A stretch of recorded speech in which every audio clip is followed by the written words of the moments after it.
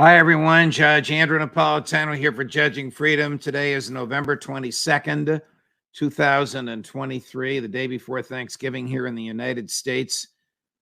Professor John Mearsheimer joins us now. Professor, I know most people don't like to work at this time of day on the day before Thanksgiving, but my personal gratitude, as well as that of our audience, for your sharing your time with us at this time. Thanks for joining us.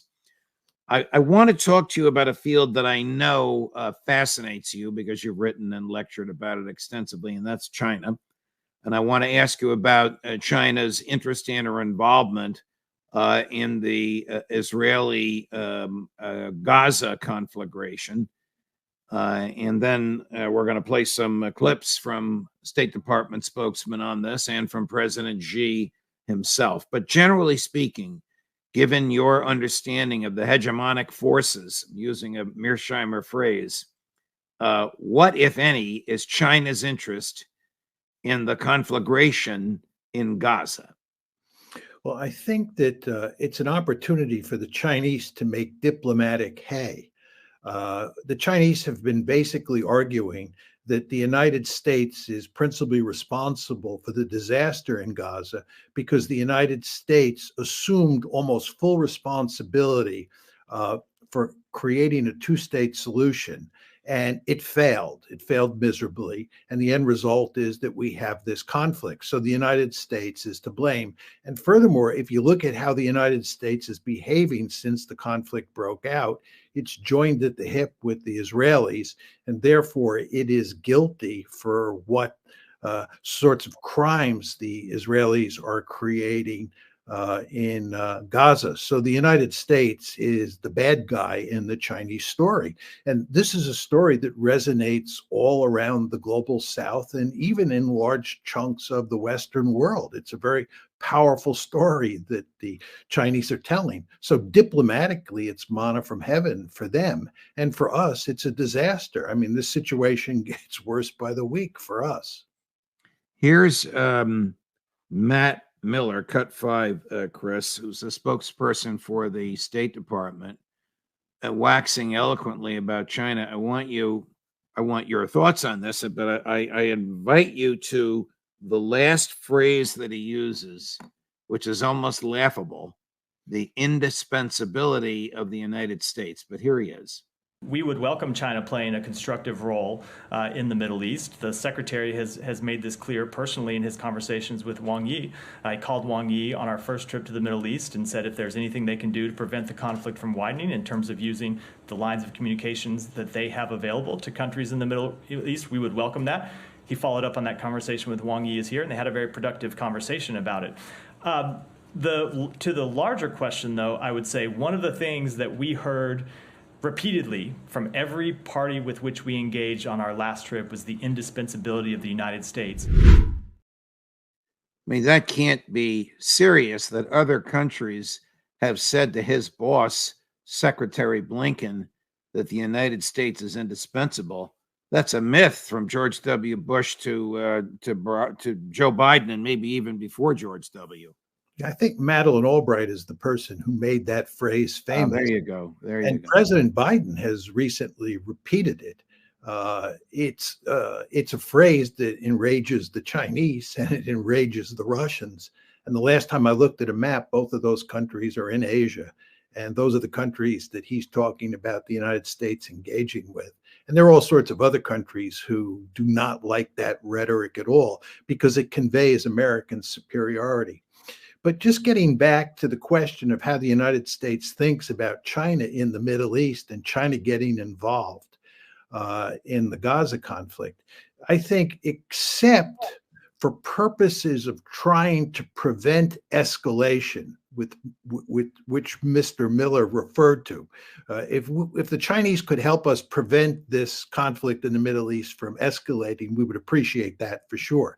But otherwise, we don't want the Chinese involved in the Middle East at all. We want it all for ourselves. The United States wants to be the dominant power diplomatically, economically, and militarily in that region of the world. And what's happening as a result of the Gaza conflict is it's becoming extremely difficult for us to maintain that position because we've created an opening for the Chinese and for the Russians. And unsurprisingly, they both have jumped into it.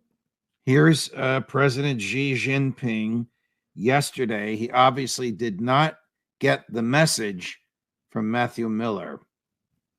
The root cause of the Palestinian-Israeli situation is the fact of the right of the Palestinian people to statehood. Their right to existence and their right of return have long been ignored. I have emphasized on many occasions that the only viable way to break the cycle of Palestinian-Israeli conflict lies in the two-state solution. In the restoration of the legitimate national rights of Palestine and the establishment of an independent state of Palestine.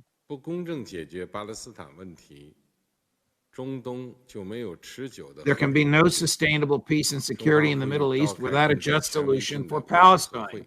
China calls for early convening of an international peace conference, that is more authoritative, to build international consensus for peace and work toward an early solution to the question of Palestine that is comprehensive and sustainable.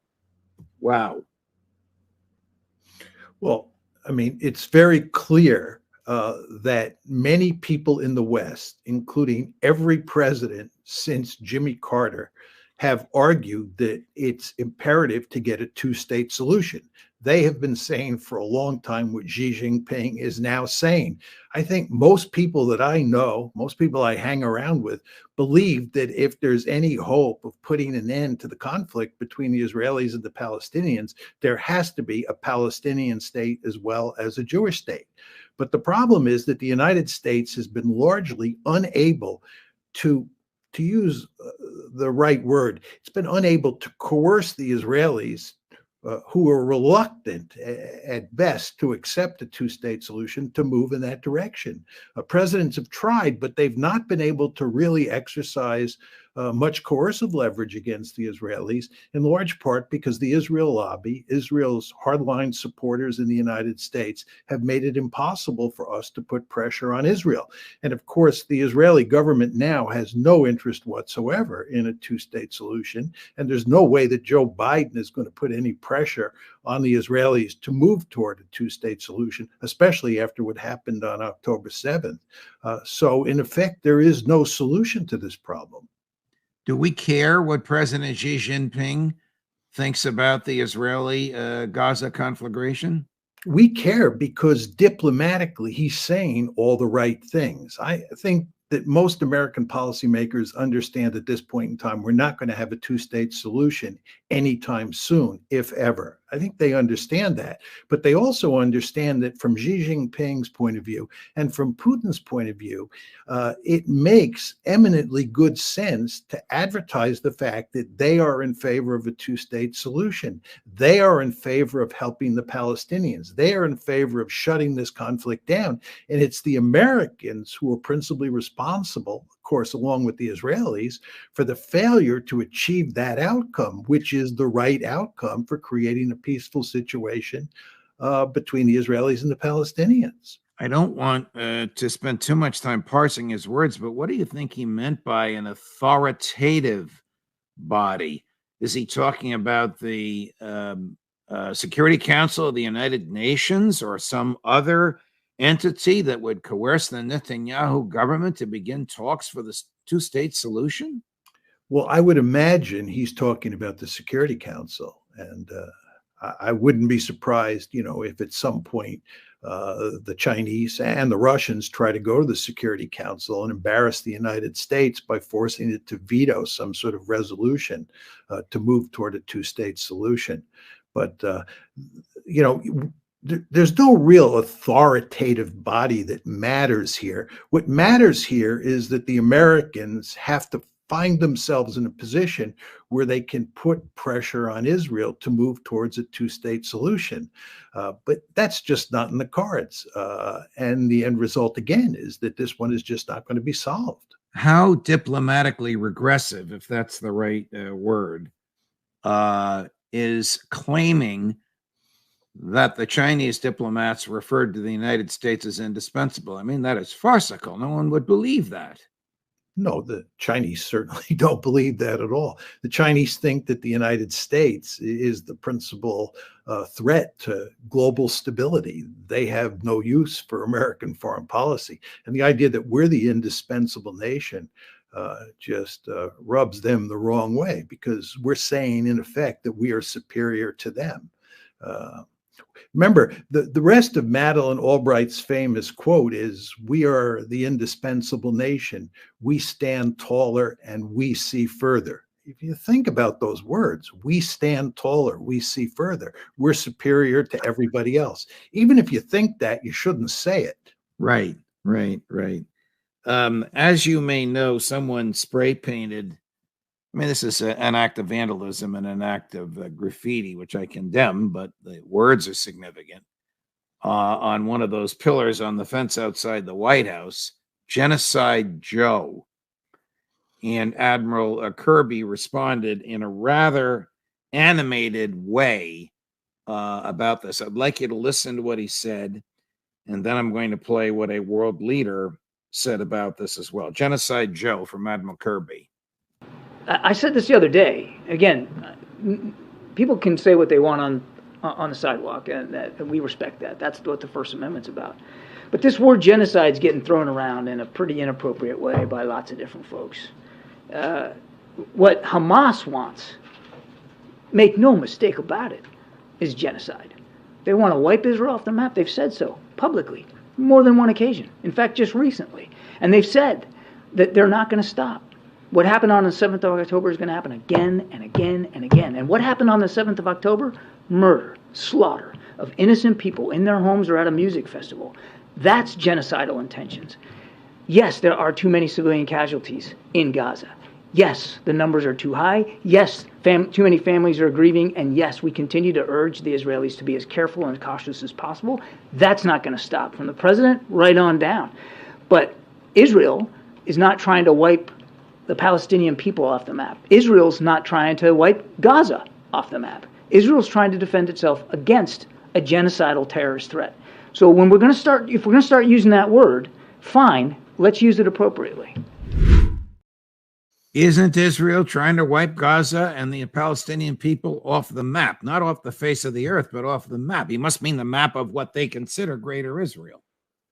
Well, as I think I said the last time I was on the show, it's very important to understand that when you look at the language that is being used by Israeli elites today, it is deeply disturbing.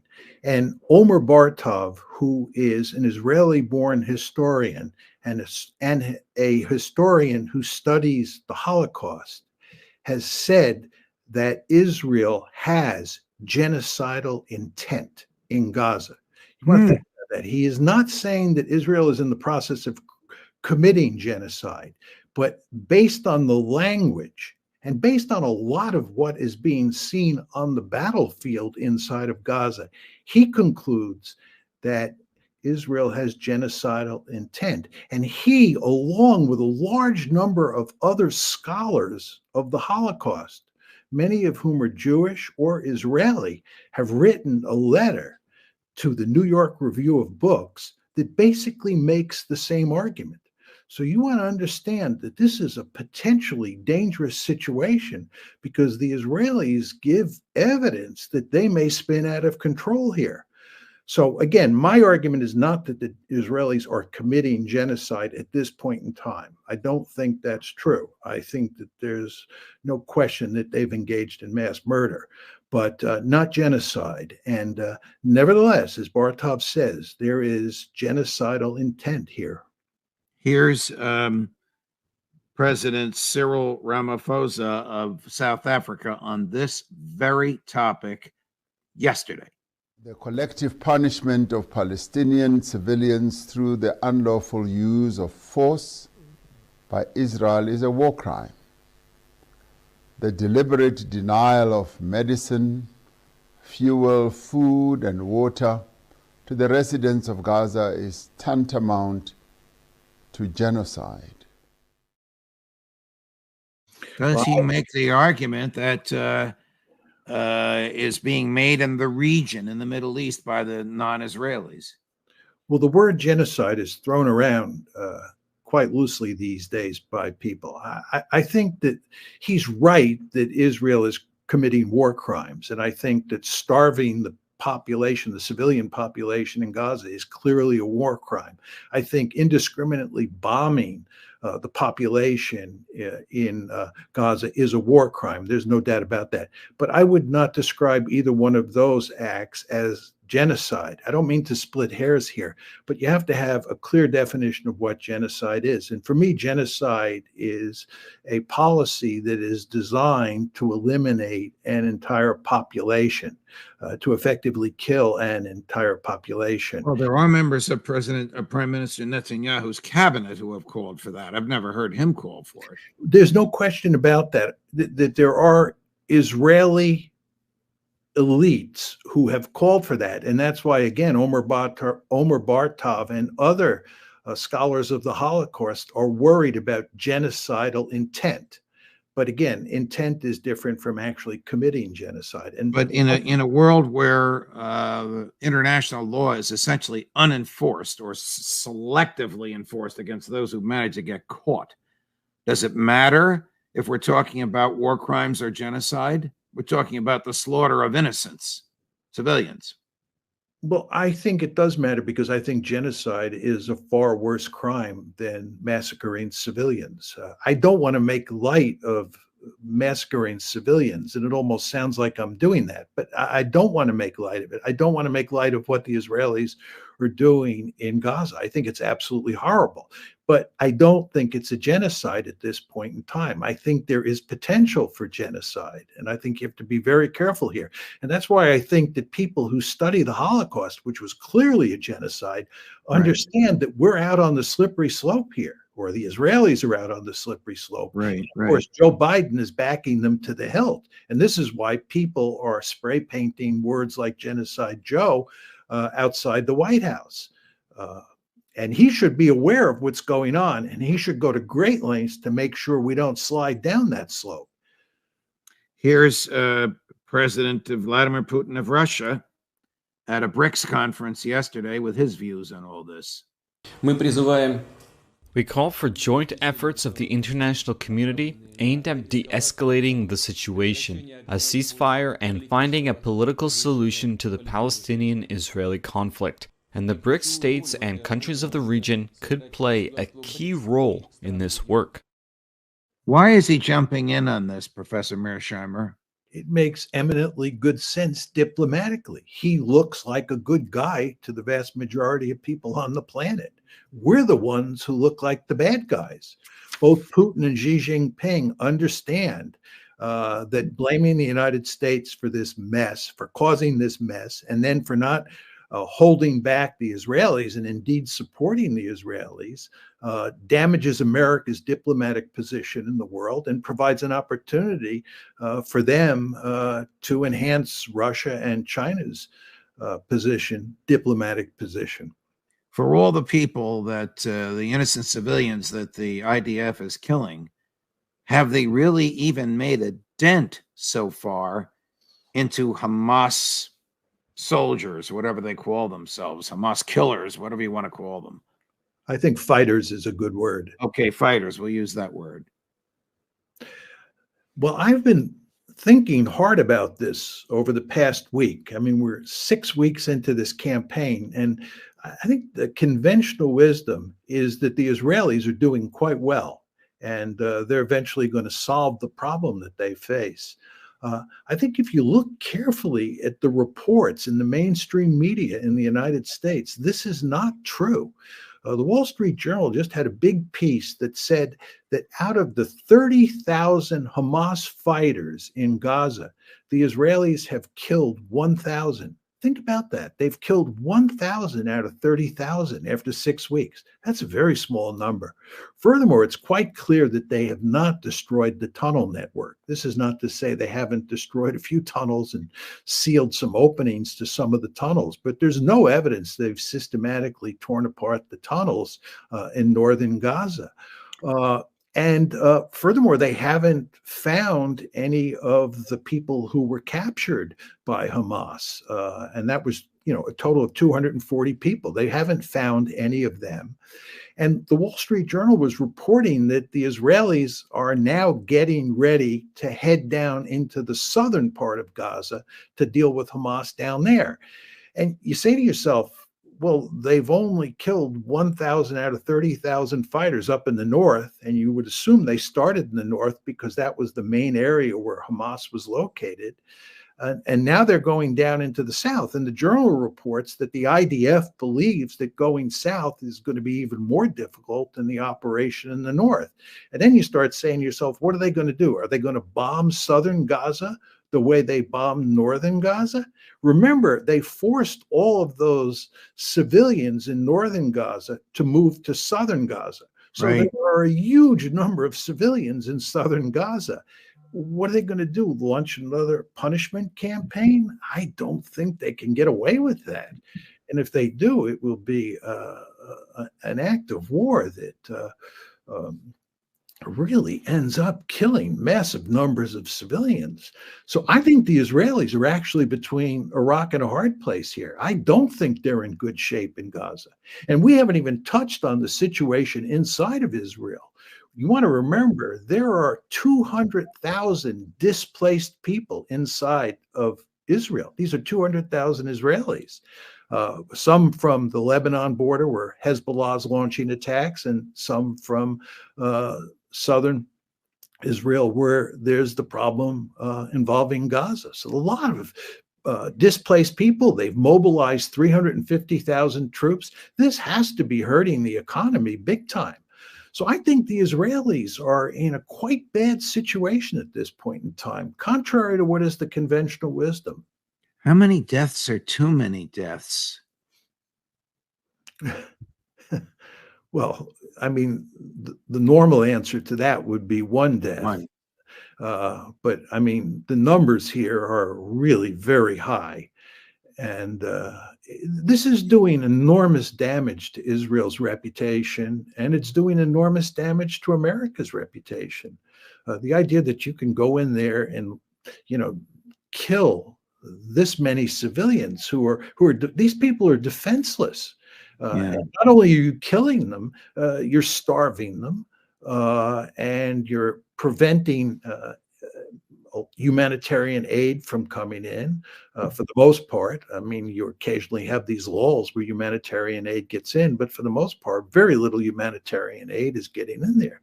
This is a situation that I think sickens your average person just watching what's happening. Here's the Jordanian ambassador to the United States explaining what has happened to field hospitals constructed by the Jordanians and others in southern Gaza to service the large numbers of people that have been chased down there by the bombardment up north. I understand there was an attack against a field hospital. Yeah. Who carried it out? What happened? Okay, we have a hospital, a military hospital south of Gaza City, and now we're going to have a second one in the south of Gaza. Now, the one that was struck was, there's a mosque next to the hospital, and the Israeli military bombarded that mosque, and people were running because they were injured, running to the hospital. And as our military people came out to help them, they got also hit. So we had 7 injured, and now they're okay. They've been taken care of. But we do not find it normal that all the hospitals are attacked. We do not find it normal that we're attacking civilians and a collective punishment. This cannot go on, Margaret. This cannot go on. She makes a very compelling argument, Professor Mearsheimer. It's impossible to disagree with her. I mean, the Israelis are bombing hospitals. They're bombing ambulances. The evidence is very clear here. And the Israeli response to charges that they're bombing hospitals is that Hamas is located in those hospitals. You remember there's this big hospital, the Al-Sharia hospital, where the Israelis maintained that there was a major command post, a major Hamas command post underneath the hospital, and there were Hamas fighters in the hospital, and that was the reason that they were moving in militarily to take over the hospital. Of course, when they got there, they didn't find any Hamas fighters, and the command center that they said was underneath the hospital was not there. And in fact, all they showed that I've seen is a photograph or a video of a opening to what they said was a hole in the ground underneath the hospital that apparently was an entrance to some tunnel, but they could not provide any evidence that this was a major military facility for Hamas. But anyway, if you believe that Hamas fighters are traveling in ambulances and Hamas fighters are locked up in hospitals or schools or mosques, then you can justify to yourself attacking those sites. So I think it's quite clear, and lots of people who are in Gaza are saying this, that there is no safe place. Any place you go, even places that are run by the United Nations, are liable to be attacked. The Israeli economy is getting clobbered. There are 350,000 formerly productive middle-class workers, lawyers, physicians, school teachers who are now in the reservists and fighting or training to fight, so they're not producing. There are 200,000 displaced Israelis who don't have a place to live and don't have any income. And even the Palestinian laborers who had permission to leave Gaza and come into Israel and do manual labor obviously can't do any of that. How are Hamas's finances looking? I would just also note to you, Judge, that Israel depends very heavily on tourism. And needless to say, given the circumstances in Israel today, there's not a lot of tourism. So the Israeli economy over the long term is in really bad shape. I mean, this war has been going on for 6 weeks. And as I said before, the Wall Street Journal reports that they've only killed 1,000 out of 30,000 fighters. They still have to finish in the north. And then when they're done in the north, they're going to move to the south. This war is going to go on for a long time. And the economic problems that you described now are just going to grow exponentially over time, one would think. Now, turning to Hamas's finances, right? The Economist has a big story that says Hamas is doing very well in terms of its finances. And if anything, the situation is likely to improve. It's quite clear if you look at the Economist article that the center of that financial empire that you see mentioned in the headline is in Istanbul. And the Turks, in particular, President Erdogan, are very sympathetic to Hamas. And it's quite clear that the Turks are helping Hamas with its finances. And to be honest, the article makes it clear that Hamas doesn't even need much help. It's a very sophisticated operation at the financial level. And as you can tell, if the key financial people are located in Istanbul, it's very hard for the Israelis and for the Americans to do much to shut down Hamas's finances. So in terms of the economic dimension of this war, I think Hamas is doing much better than Israel is doing. Professor John Mearsheimer, on the late in the afternoon and the day before Thanksgiving, thank you for your insight and thank you for your time. I hope you have a great Thanksgiving holiday with your family, and hopefully we'll see you next week. Happy Thanksgiving to you as well, Judge. Oh, thank you, Professor. Very much appreciated. Well, we have some surprises for you on Thanksgiving Day and on Friday, and maybe you'll have some surprises for us. Maybe we'll reach that 240,000 that we wanted to reach this weekend. No worries if we don't. Our goal is 250,000 by Christmas, and that's still a month away. From my heart to each of yours, happy Thanksgiving, whether you're in the United States or not. It's a happy time to pause and look at where we are in our lives and in the world. Judge Napolitano for Judging Freedom.